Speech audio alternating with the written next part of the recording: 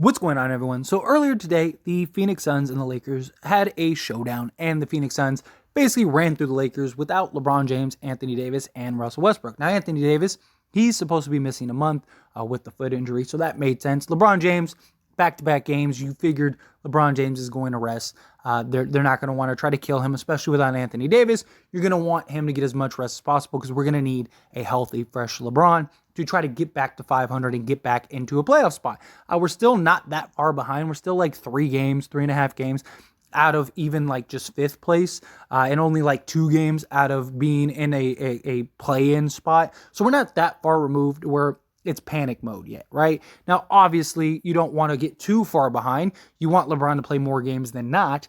And you understand that these two guys are going to be the catalysts that are going to take you as far as you're going to go, right? We need a healthy AD. The Lakers, very likely, are continuing to look for a trade, hopefully, right? Hopefully, Rob Pelinka is continuing to do his due diligence. As we know, he has been trying to get a deal done. He currently is shopping around Patrick Beverley, Kendrick Nunn, and a first-round pick. But something happened tonight that was very interesting, and that was Russell Westbrook didn't play. And he was a last-second scratch. Now, they said it was because of back issues, but of course, with him not playing, it raised a lot of questions because he was good to go all the way to the point of like literally like minutes, I believe, until like the game started. I mean, even the announcers of the game made it a point to say how surprising it was and how the Phoenix Suns were even surprised that Russell Westbrook wasn't playing because they assumed and believed he was because that's what it looked like, right? That he was playing until like the final moments of the game. And with that, it becomes really interesting because it makes you wonder, do the Lakers have something cooking? Why wouldn't you play Russell Westbrook? Why wouldn't you, have him at least try to maybe squeeze out a win if you could, especially Russ. Russ loves to play. He's Mr. Dependable, right? He'd play all 82 games if he could. So why not let him play those games? Now, this doesn't mean that necessarily that they're going to do a trade or that they're working on a trade or anything like that. Of course, it very well could just be as straightforward as it is, right? He was having, some back issues and maybe they just wanted it to be a precautionary thing, right? Probably not beating the Suns with just Russell Westbrook. So you don't have Reeves, you don't have LeBron, you don't have AD. Let Russ ride it out. Let him get healthy. Let him get right. It's just interesting because there didn't seem to be any signs of like fatigue, wear down, nothing. Like he seemed to be okay. It wasn't like last night he was holding his back or he had anything that was bothering him, but he is a guy, again, Mr. Durable. So even if he was, he probably would be kind of trying to keep it to himself and ride it out because he's not going to want to get taken out of the game. Because that could also be why he didn't play in the fourth quarter of that game. However, we didn't get any word or any report or any news, at least from my knowledge. We didn't get anything about Russell Westbrook not playing and that being the catalyst and that being the reason why that he was hurt. So it's definitely something that, kind of raises an eyebrow of like, okay, well, that's odd. But here's the thing. Like, the reason I don't fully buy into like, oh, they have a trade worked out. Now, very likely, maybe they do. Maybe they do have a trade worked out, and that's why they didn't play Russ. But if they were going to do that, I don't think it matters. Because, look, every team that we know of that is willing to trade for Russell Westbrook all don't want Russell Westbrook, the player. So whether Russ gets hurt or not, it's irrelevant because teams want his salary and they want the assets from the Lakers. They don't want to play Russell Westbrook, right? Like Russell Westbrook, usually when you sit guys before a trade, it's so that way they don't get hurt and it messes up the trade, right? But Russ, any team the Spurs, the Pacers, any of those deals, if they were going to trade for Russell Westbrook, they would be trying to just buy him out, get the assets, and move on. But with Russ, maybe there's a team that we don't know of that is actually willing to make a deal. I mean, that is something that could be a real possibility. Like, for example, the Knicks, right? Maybe the Knicks, so they're currently in 6th place in the East. They're on a 7-game win streak.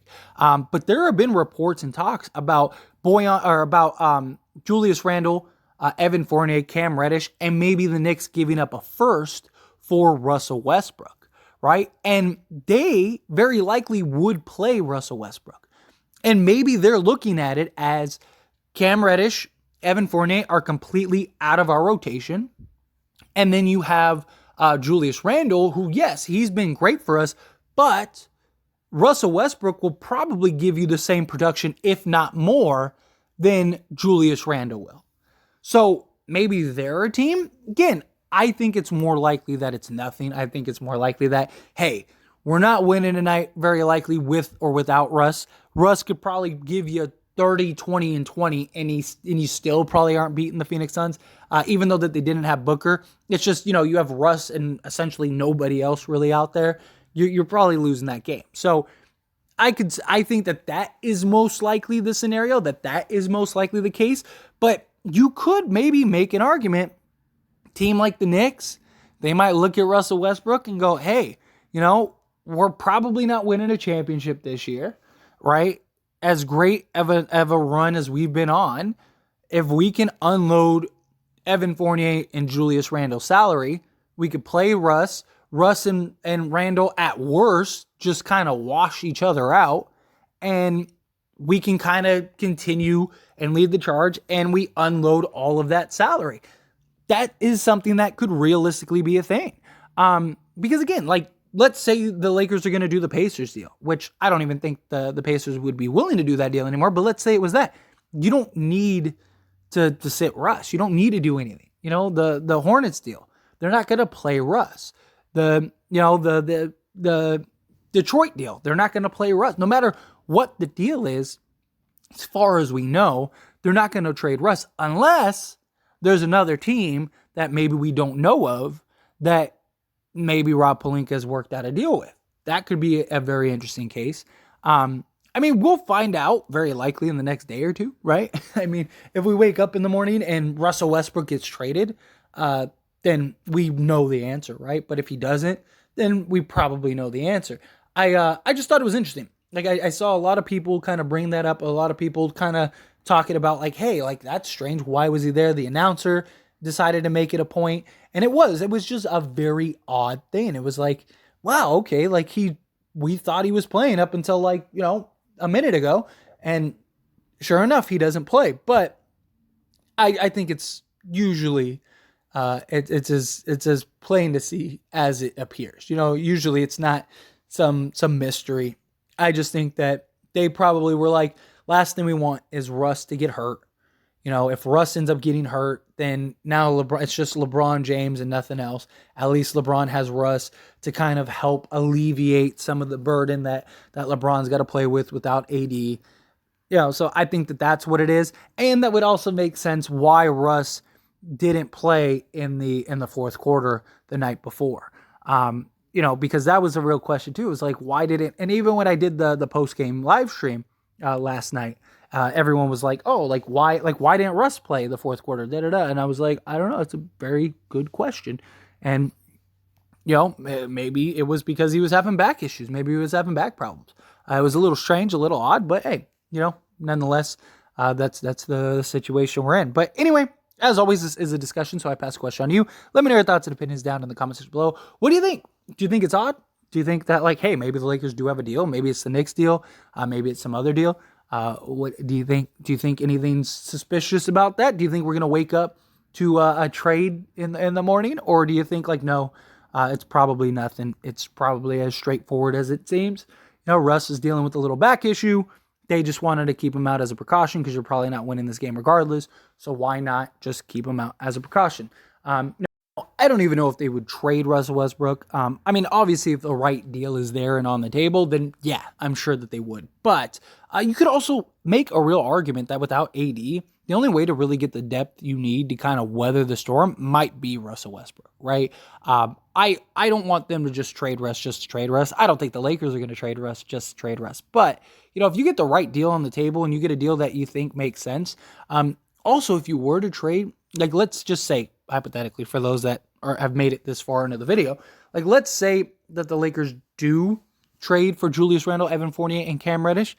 I'd be curious if they keep Julius Randle.